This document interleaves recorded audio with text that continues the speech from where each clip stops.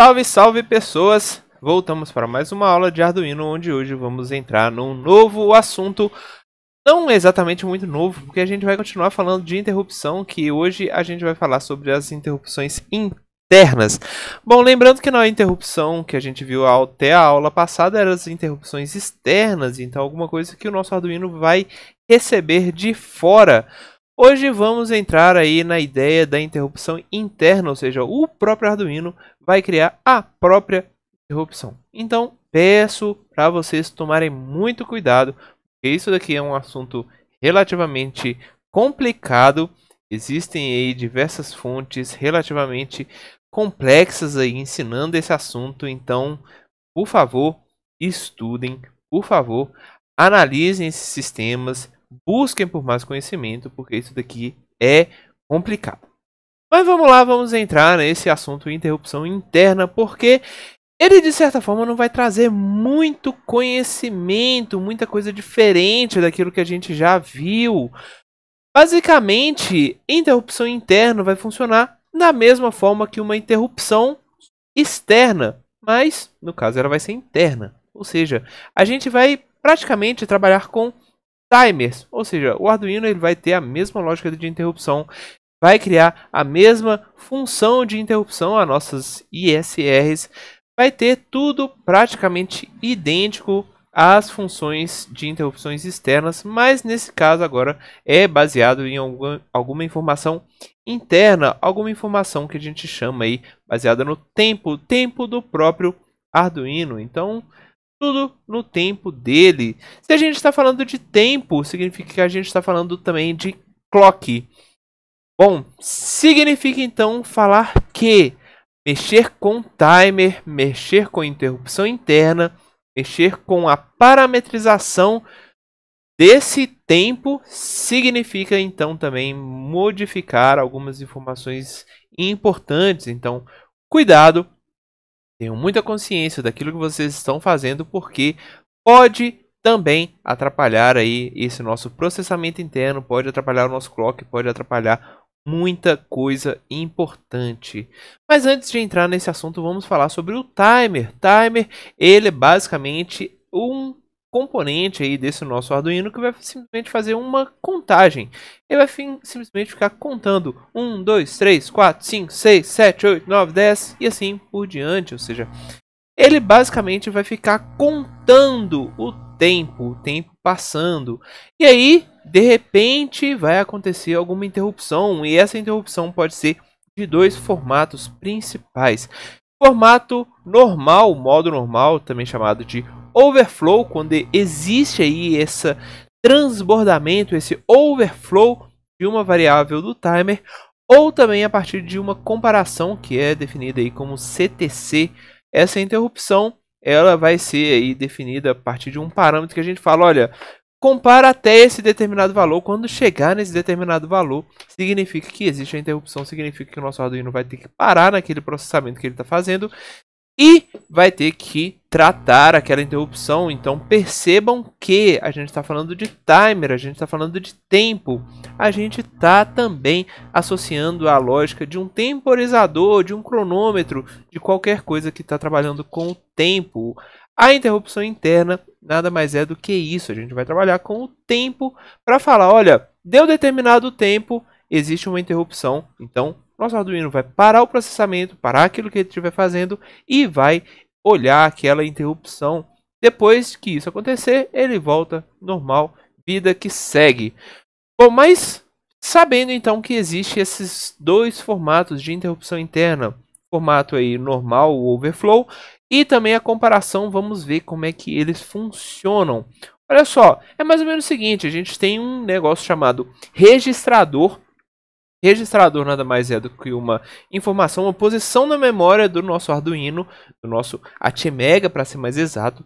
E esse registrador ele vai simplesmente ter uma contagem, ele vai literalmente contar o tempo. Então ele vai ficar contando, ele era 0000000, depois passou para 000000001, porque passou o tempo.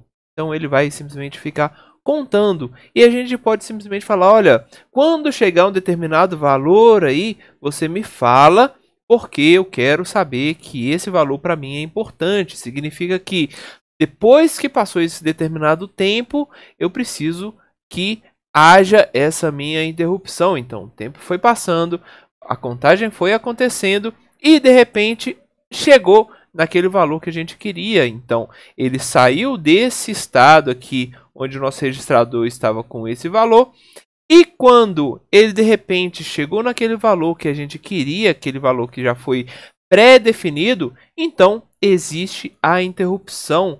Percebam que nesse caso a interrupção ela é do tipo CTC. Então nesse caso a gente tem aqui a possibilidade primeira de interrupção, onde a gente definiu um valor e esse valor foi sendo contado, e quando o registrador bate no mesmo valor que a gente esperava, então ocorre a interrupção interna. Simples assim, relativamente tranquilo. Bom, mas pode acontecer também do modo overflow ser configurado. No caso do modo overflow ou modo normal de interrupção, a gente não precisa definir nenhum valor, nada. Esse nosso registrador ele vai simplesmente ficar rodando normalmente e o nosso timer vai ficar contando até que exista o processo, a propriedade de overflow. Como é que é mais ou menos essa lógica de overflow? Significa o seguinte, olha, o nosso registrador ele começou lá com 0000, foi para 0001, 0010, 00 e assim por diante, até chegar aí no nosso 1111111, maior valor que esse nosso registrador consegue chegar. Bom, se esse nosso registrador está sempre somando 1 a todo momento, à medida que o tempo vai passando, significa então que quando a gente chegar nesta última posição, o próximo valor, a próxima soma vai dar problema, porque ela vai sair desse estado e vai mudar para 0000, tudo zero novamente. Ou seja, o estado, a propriedade de overflow, significa que o nosso registrador estava contando, ele chegou no máximo e quando a gente soma 1, ele vai simplesmente perder esta informação. Este carinha aqui que vai indicar para a gente esse overflow. Então, quando ele perde a informação, significa que houve a propriedade de overflow, significa que o nosso sistema, o nosso Arduino, está recebendo uma interrupção. Então, temos esses dois processos relativamente simples, relativamente fáceis de serem observados, fáceis de serem entendidos e o mais importante, né? Se a gente está falando desse valor que está sendo somado, significa então que tem um clock e cada número, cada bit que é somado dentro desse registrador depende aí desse tempo, que é um tempo fixo referente ao clock. E aí, na maioria dos Arduinos, os principais que a gente já utiliza, seja aí o Uno, o Nano, o Leonardo e alguns outros, eles utilizam por padrão o clock de 16 MHz. Então, a medida de tempo é referente a este clock. Bom, como a gente havia feito também na última aula, gostaria de mostrar para vocês onde que vão estar essas nossas interrupções internas. Um pouco estranho, mas de fato a gente consegue ver essas interrupções internas do lado de fora também. Então, mostro aqui para vocês onde que elas aparecem. Exato. As interrupções internas, apesar de serem internas, a gente também vai conseguir perceber elas, vai perceber algumas modificações delas do lado de fora do nosso Arduino. Bom, por que isso? Por que isso acontece?